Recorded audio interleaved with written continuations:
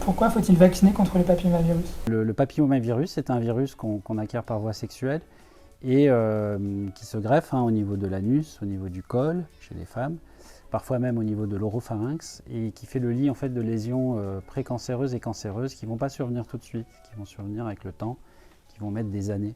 Alors dans une proportion, je dirais, minoritaire des personnes qui s'infectent, puisque si on s'infecte, la plupart des gens s'en débarrassent au bout de quelques mois, quelques années.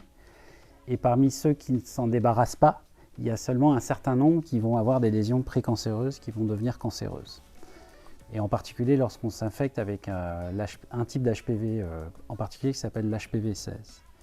Se vacciner contre les HPV, en particulier avec un vaccin qui est contre 9 HPV différents dont le 16, c'est se prémunir en fait, si on se vaccine avant toute acquisition d'infection, contre l'HPV et ce risque de cancer. Donc en fait, le vaccin, c'est un vaccin au long cours, si on se vaccine tôt, qui va vous protéger des cancers, en particulier de l'anus, du col et peut-être l'oropharynx. Donc c'est la raison, je dirais, principale. Après, il y a d'autres effets bénéfiques du vaccin. C'est que ça, on sait, en fait, il y a une étude qui le montre bien, que ça réduit le risque d'avoir des condylomes ou des lésions qui sont non cancéreuses ou non précancéreuses au niveau des parties génitales, si vous voulez. Donc il y a aussi, et ça, on voit cette efficacité à plus court terme, donc il y a aussi un intérêt, je dirais, esthétique ou morbide, sans que ça soit un risque cancéreux, puisqu'on sait que ce n'est pas au niveau des condylomes que vont se développer les cancers, mais c'est indépendant, c'est d'autres types d'HPV, mais en se vaccinant, on réduit le risque d'avoir ces condylomes, par exemple.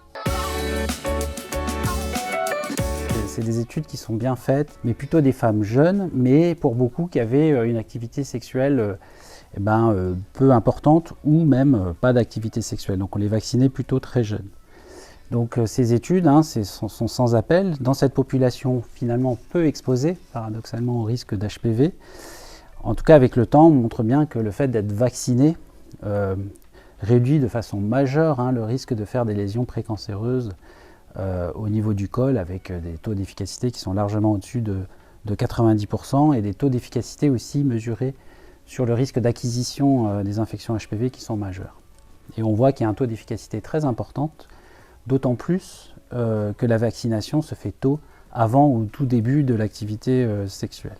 Ce qui est intéressant dans une grande étude, par exemple britannique, c'est que les femmes qui étaient vaccinées au-delà d'un certain âge, assez jeunes, l'entrée vers 20 ans, déjà avec une activité sexuelle, avaient un taux de protection qui était largement inférieur que les jeunes filles qui avaient été vaccinées à l'adolescence. Puisque le vaccin est plus efficace quand il est réalisé tôt dans la vie sexuelle, jusqu'à quel âge est-il utile de se faire vacciner? On peut se faire vacciner jusqu'à 19 ans, quel que soit le genre, homme et femme d'ailleurs. Ça c'est très important, puisque pendant longtemps on a vu le vaccin papillomavirus comme un vaccin des femmes, alors que c'est tout à fait un vaccin valable pour les hommes hétérosexuels. Alors il y a des cancers du pénis qui sont HPV induits, mais surtout ce sont des vecteurs de transmission. Donc c'est important de vacciner les deux sexes. Et puis il y avait une possibilité de vacciner les hommes qui ont des rapports sexuels entre hommes jusqu'à l'âge de 26 ans.